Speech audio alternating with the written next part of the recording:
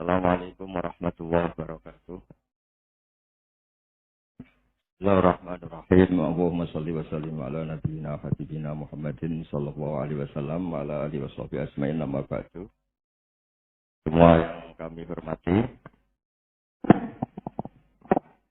ada Pak Rektor, ada Rektor Senior Pak Arsoyo, ya teman-teman direktur, dosen semua yang saya hormati. Tadi katanya mau naik kelas ya. Kalau naik kelas dari rumah saya niatkan mari mengkaji diroyah. Diroyah itu melogikakan riwayat. Jadi misalnya kita sering dengar Rasulullah Shallallahu Alaihi Wasallam sering ngendikan kalian masuk surga itu bukan hanya berdasar amal, tapi berdasar anugerah Allah Subhanahu wa Ta'ala. Oke, kita sepakat amal kita, perilaku kita, ibadah kita andaikan dikompensasi dengan nikmat yang Allah berikan tentu tidak seimbang. Untuk membayar itu saja sudah lunas. Jadi Anda semua tidak berhak masuk apa? Surga. Sehingga di beberapa riwayat dijelaskan ada orang yang 500 tahun ibadah, nggak pernah maksiat.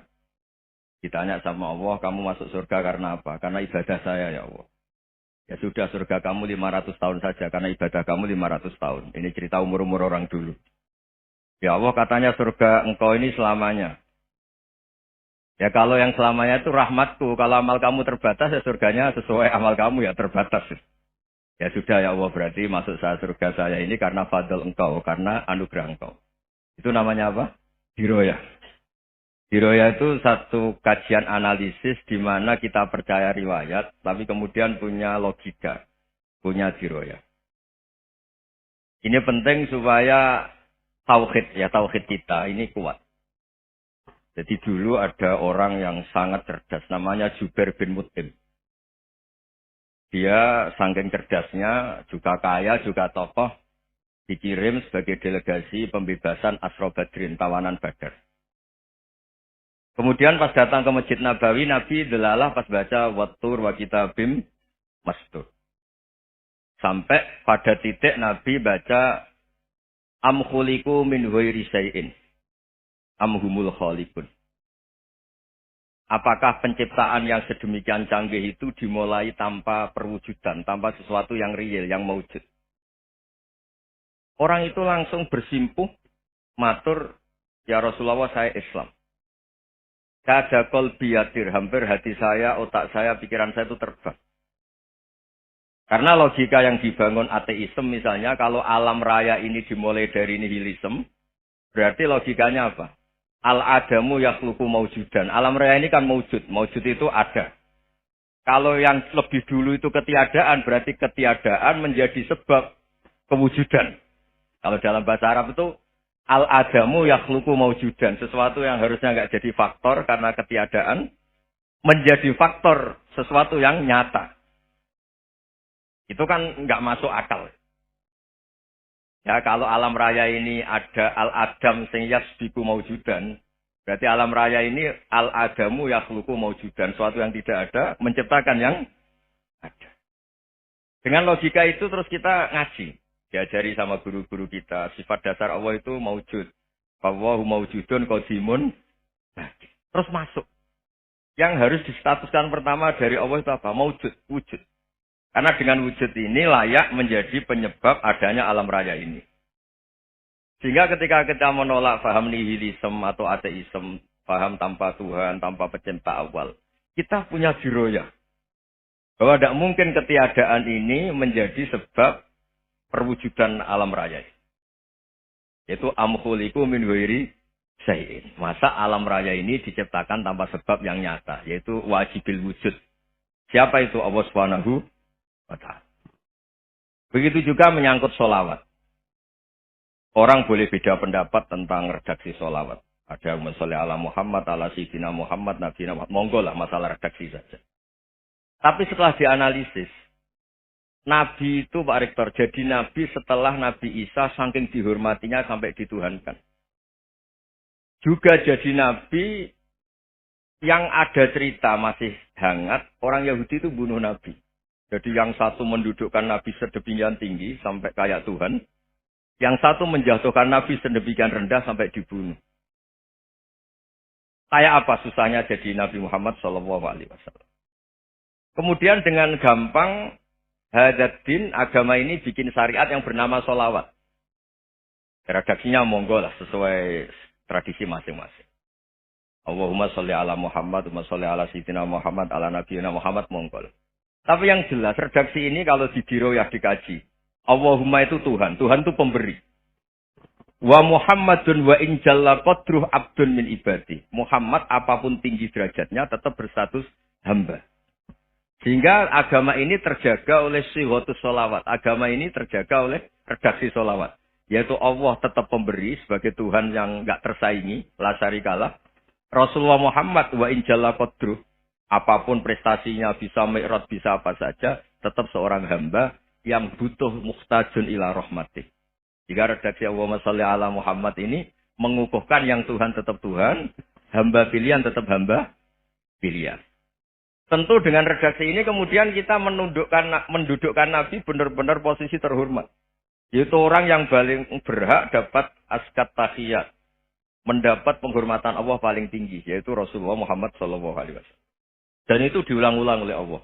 Subhanalladzi asra bi'abdi. Status hamba ini diulang. Lagi-lagi ini bernama diroyah. Bernama apa? Contoh ketiga misalnya. Fihi ayatum bayinatum maqamu Ibrahim. Dulu orang Yahudi itu ada diskusi masif. Syaratnya Nabi itu babanya harus Nabi. Harus keturunan Nabi. Kemudian semua Nabi rata-rata di Palestina, di Syam. Lalu Muhammadnya asal-usulnya dari mana? Tahu-tahu orang Arab kok Nabi. Padahal orang Arab itu dulu jahiliyah. Alhasil terus diceritakan. Bukti Muhammad ini turunan Ibrahim adalah ada jejak kaki Nabi Ibrahim di dekat apa? Ka'bah. Fihi ayatum bayinatum maqamu Ibrahim. Kalau Nabi Ibrahim pernah di Mekah, artinya beliau pernah meninggalkan turunan yang di Mekah.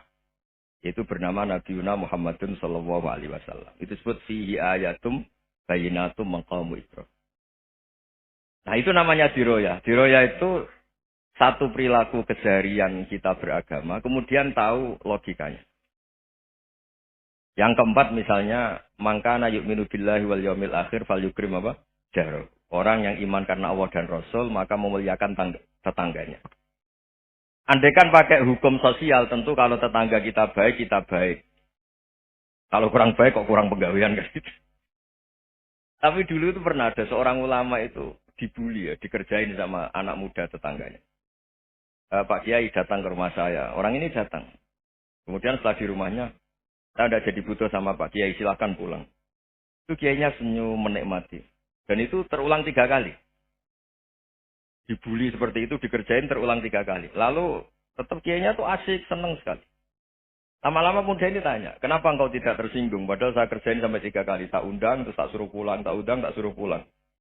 Kata Kiai tadi, yang memerintahkan baik sama tetangga itu Allah. Jadi saya nikmati ketika bisa baik sama Anda. Tidak ada urusannya dengan perilaku Anda yang menolak saya.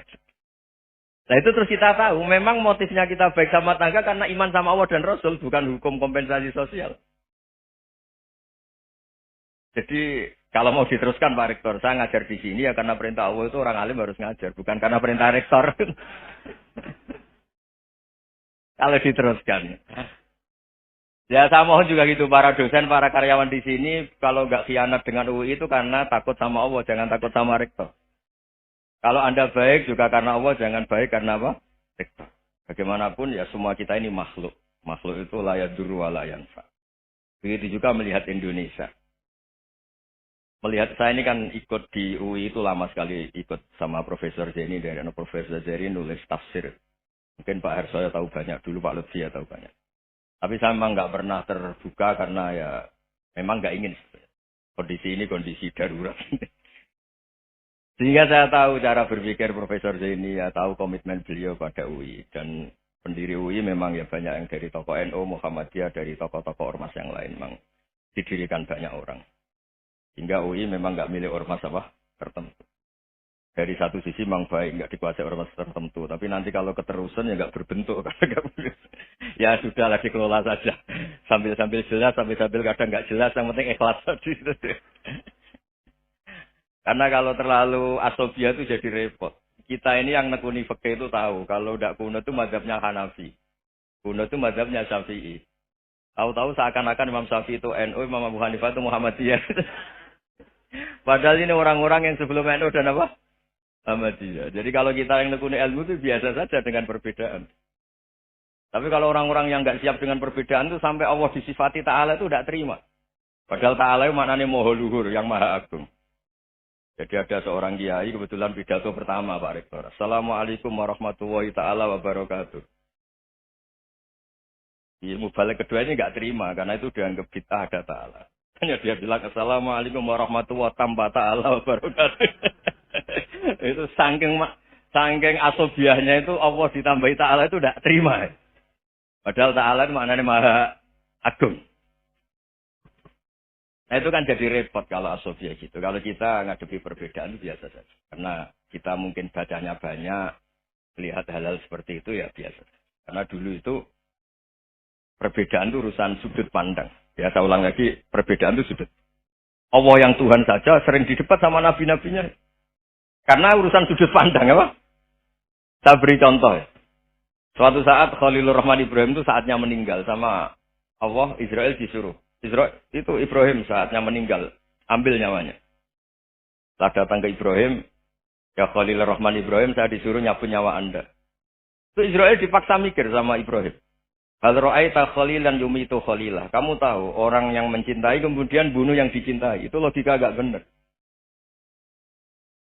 Akhirnya Israel kan gak biasa debat. Kan gak dilatih debat. Gak pernah ikut lomba UI debat ilmiah. Dia taunya nyambut nyawa aja.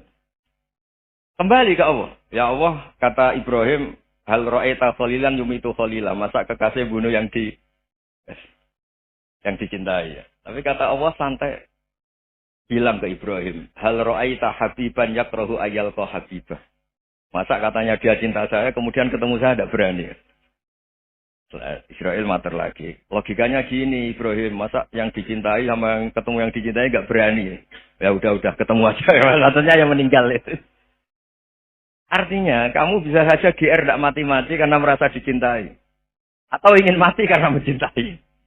Nah, maksud saya, dalam hal-hal seperti ini orang UI pasti nggak jelas. Katanya cinta Allah suruh mati ya nggak mau. Nggak jelas kan? Dibilang nggak cinta juga nggak mau. Tapi dibilang cinta kalau ukurannya mati juga nggak. Nah, tapi dalam banyak hal nggak jelas itu penting, Pak Rektor. Penting sekali. Buatan guyon. Saya beri contoh sekian ilmiah, nggak jelas itu penting. Rasulullah Shallallahu Alaihi Wasallam itu dalam banyak hal itu disuruh Allah, memang disuruh supaya ngambil sikap seperti itu. Karena Allah itu punya otoritas penuh untuk bikin orang itu baik atau tidak baik.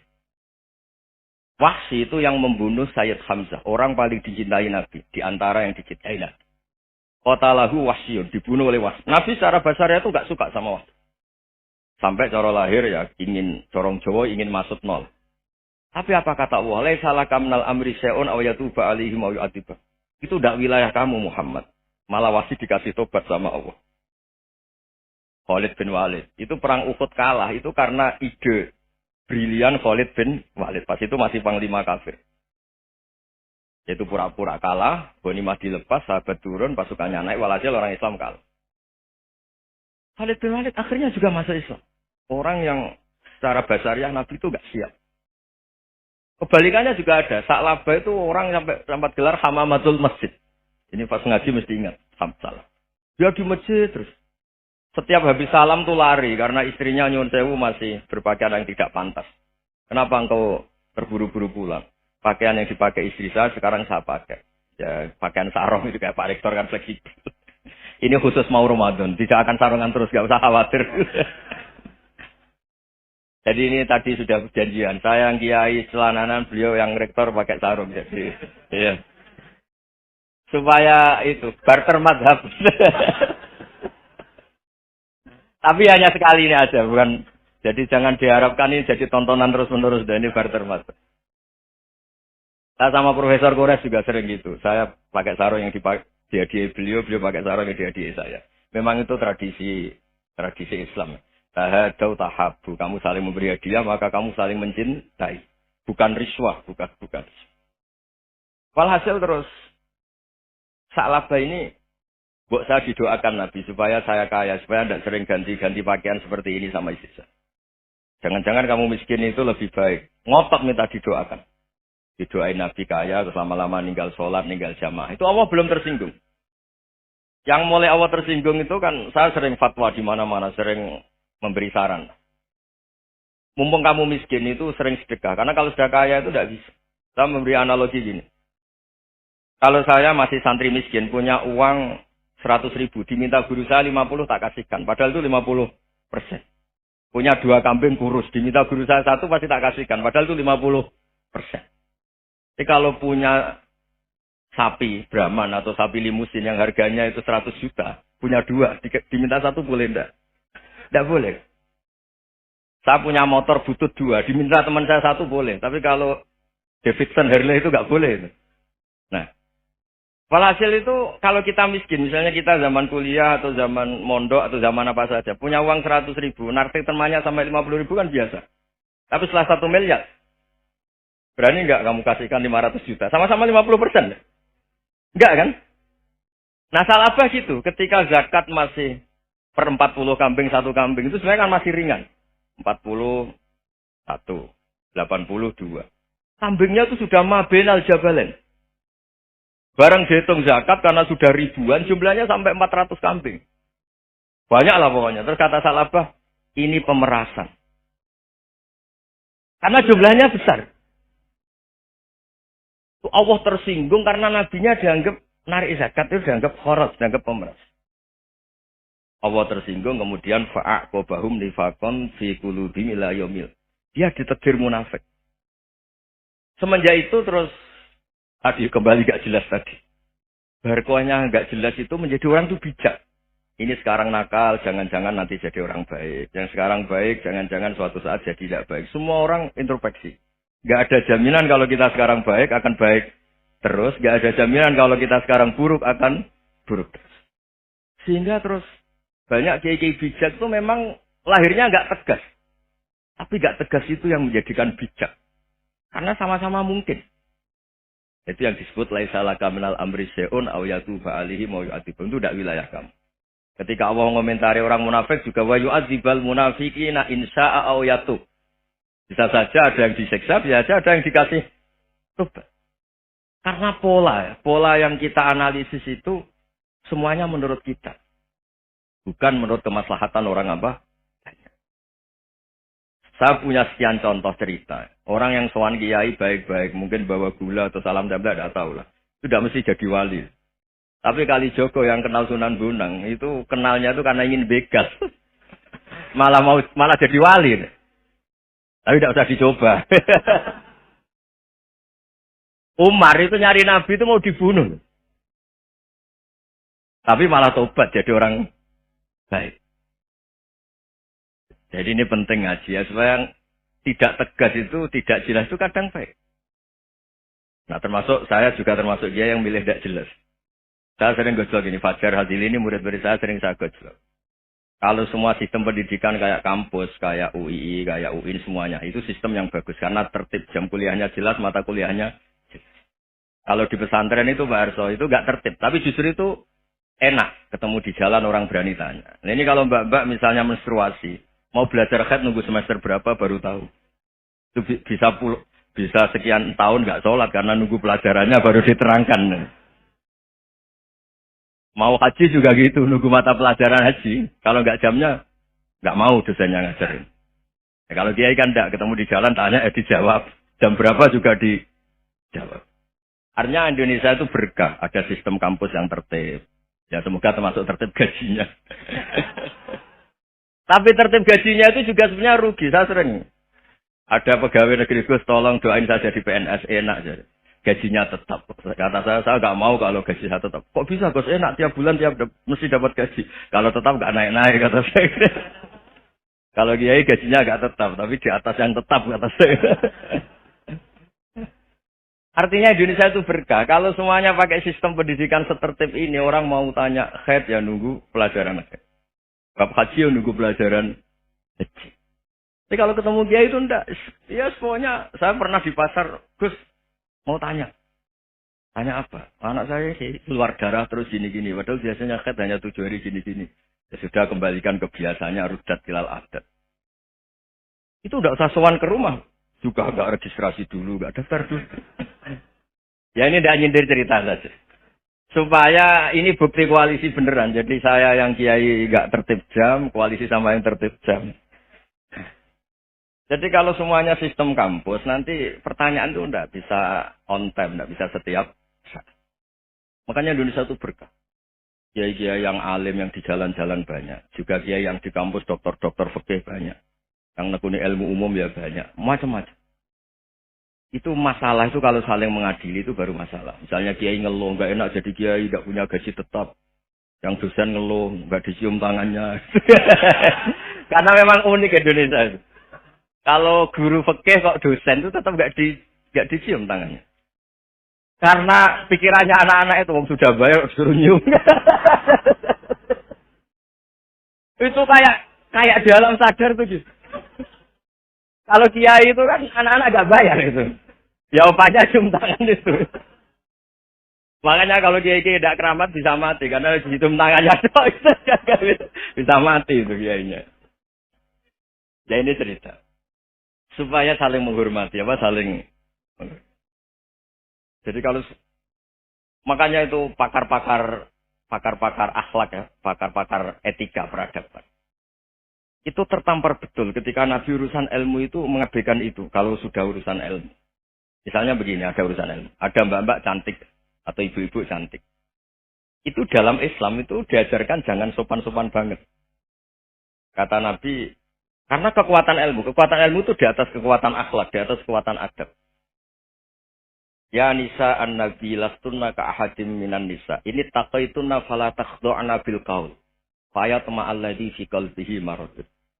Misalnya ada mbak-mbak cantik, menarik. Kemudian sopan misalnya sama Pak Fajar sama dosen-dosen. Monggo binara. Wah itu bahaya pikirannya kemana-mana. Orang yang imannya pas-pasan. Wih berarti mau. Maksud saya kalau cantik, menarik ketemu di jalan, biarin aja dosennya. Mau kemana biarin aja. Gak usah dihormatin. Kalau dihormatin, Pak mau kemana sadarian mau bisa bahaya. Tak biarin aja. Kalau tanya, Dek ini alamatnya mana? Cari sendiri Pak. Karena hanya dengan cara itu, si Pak dosen ini gak kepikiran. Gak ada orang suka, orang kedus itu gak akan. Tinggal sudah cantik, sopan. Wah bisa pikirannya macam-macam. Itu ilmu. Fala takhdu'na bil qaul. Kamu jangan terlalu lirih kalau ngomong. Fayat ma'alladhi fi qalbi maradun. Orang yang pikirannya masih kotor, pasti berpikir yang negatif. Anda mungkin demi sopan sama dosen Anda. Tapi sejauh mana dosen Anda juga berpikir positif. Itu kan uji iman sama uji nyali. Nah, sama pejabat yang sopan sama kiai mungkin punya Alphard, punya Robicon, punya terus bawa uang banyak. Terus sama kiai cium tangan hormat. Jangan-jangan kiainya yang pikirannya macam-macam. Ini berarti bisa jadi muhibbin potensial misalnya. Nah, saya ini termasuk kiai yang pengagum ilmu. Sehingga saya sama orang yang medit, yang kikir sama saya itu saya senangnya bukan main. Kenapa? Karena kalau orang medit itu gak berhak nuntut. Tapi kalau orang lomo 1 juta minta surga, 2 juta ya minta apa? Surga. Gus, salam template. 200.000 aja kadang minta surga. Tapi kalau yang kikir-kikir ya sudah salaman tok sudah. Gak minta apa-apa. Kan dia tahu diri, gak bayar kok minta. Maksud saya, Islam itu luas. Dinikmati saja, Pak. Dinikmati. Ya itu diroya. Maksudnya itu diroya. Diroya itu, kamu tahu aturan Islam itu, kamu harus yakin khairihi wa syarrihi minallah. Semua itu ujian. Tapi kemudian dikaji. Makanya saya ini termasuk pengagum Imam Syafi'i. Imam Syafi'i itu dikasih tahu. Ada orang yang di depan engkau cium tangan hormat. Itu di luar ngomong-ngomong. Ngata-ngatain Anda. Imam Syafi'i tertawa-tawa. Sewenang. Loh, Anda ini dikata-katain di luar kok. Kok tidak kamu anggap munafik malah tertawa. Berarti saya wibawa. Di depan saya nggak berani. Dianggap penting saja. dibilangin, sebagian orang kampung sini nggak suka sama engkau. Baguslah, nggak akan pinjam uang sama saya. Di mana-mana orang pinjam minta tolong itu karena seneng. Kalau benci kan enggak. Intinya dianggap enteng saja. Yang terjadi di dunia itu semuanya dianggap enteng saja. Man asa ilaika faqat atlakoka. Yang berburuk sama kamu itu membebaskan kamu. Coba kalau akrab, titip. Ya misalnya akrab sama Pak Fajar. Bilangkan ke Pak Rektor, sangkap tuh jadi guru tetap atau apa, kan ribet. Kalau tidak cocok kan nggak minta apa. Makanya hati-hati Pak Rektor sama yang akrab-akrab itu. Itu dulu saya juga nggak paham. Di antara wasiat Bapak yang sering diulang-ulang tuh itu. Suatu saat kamu jadi kiai, ngelola orang nggak seneng tuh gampang. Sudah, situ orang lain. Tapi kalau ngelola orang orang seneng tuh repot. Mintanya aneh-aneh. 100.000 aja minta surga.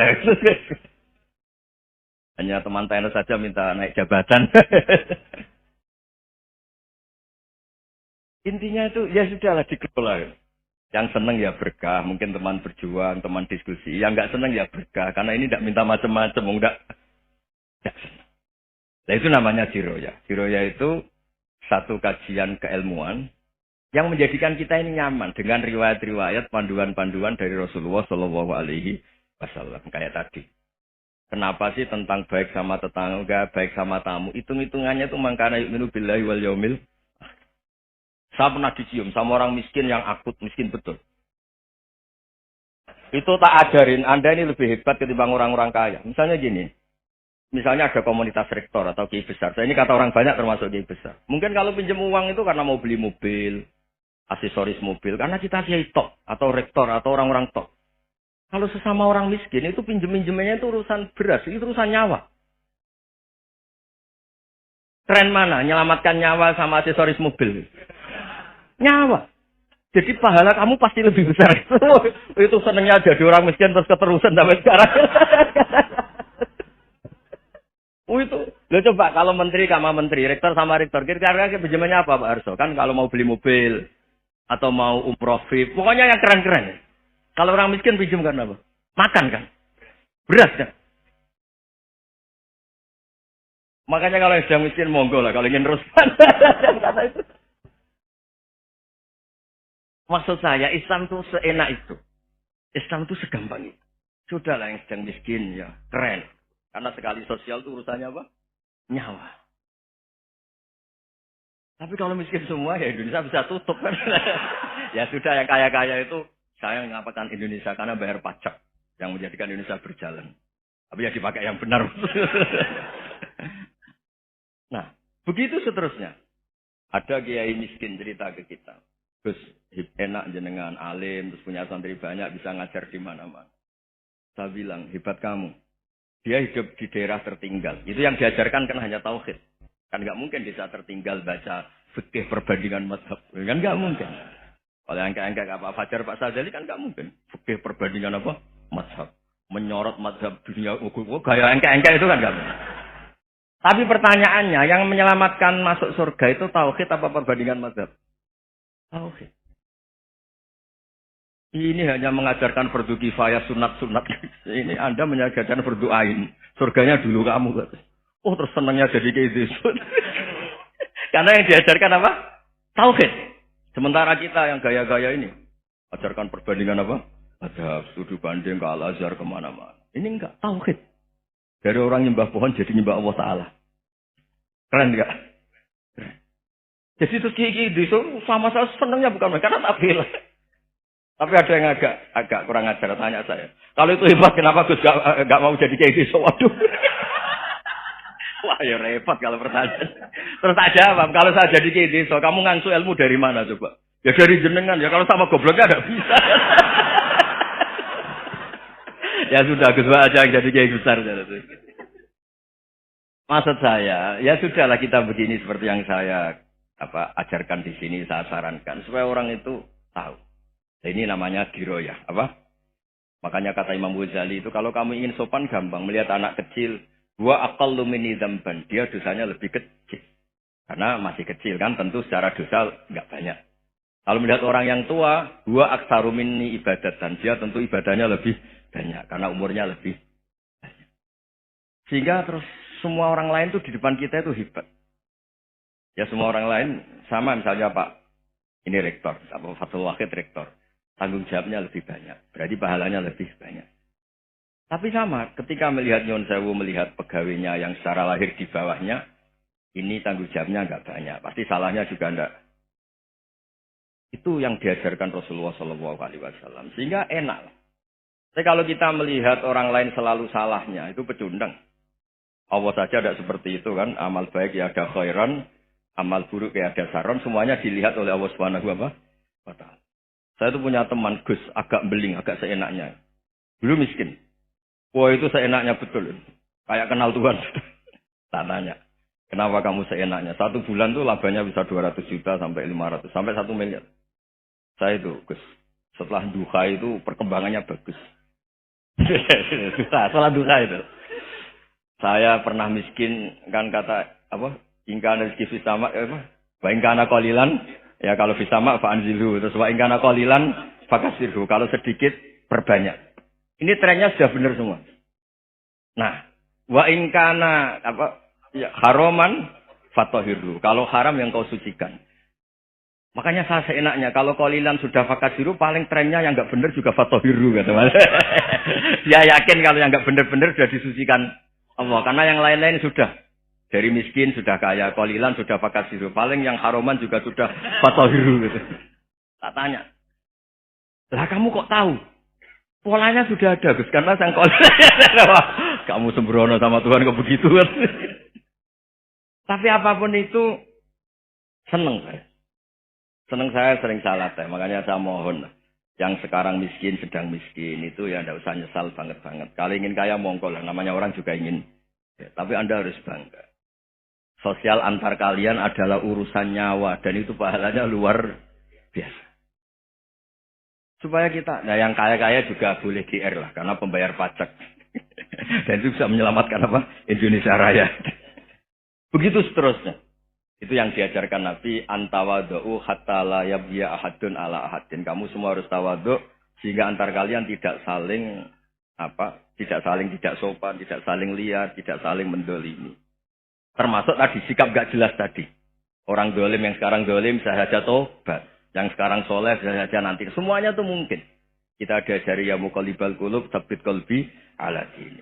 Jadi keliru kalau kita dalam banyak hal harus tegas enggak mesti. Al halalu bayyinun wal haramu bayyinun. Tapi ada wa bainahuma umurun mustabihat. Ada yang wilayahnya itu abu-abu. Misalnya ada perempuan cantik misalnya contoh paling gampang. Kalau kamu ajari secara serius kamu bisa saja tergoda jadi fitnah.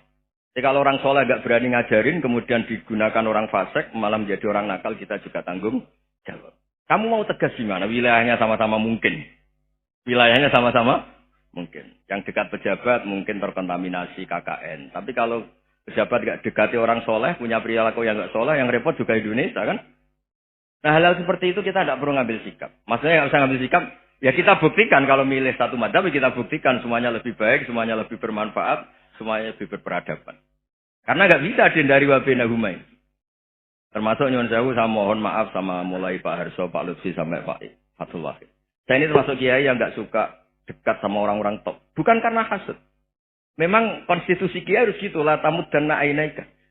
Kenal orang lebih tinggi itu kan resiko. Misalnya saya kiai desa, mungkin punya keri tua sudah seneng, punya kijang tua sudah seneng. Gara-gara kenal Pak Wahid naik Kempri, waduh kok saya kalah itu.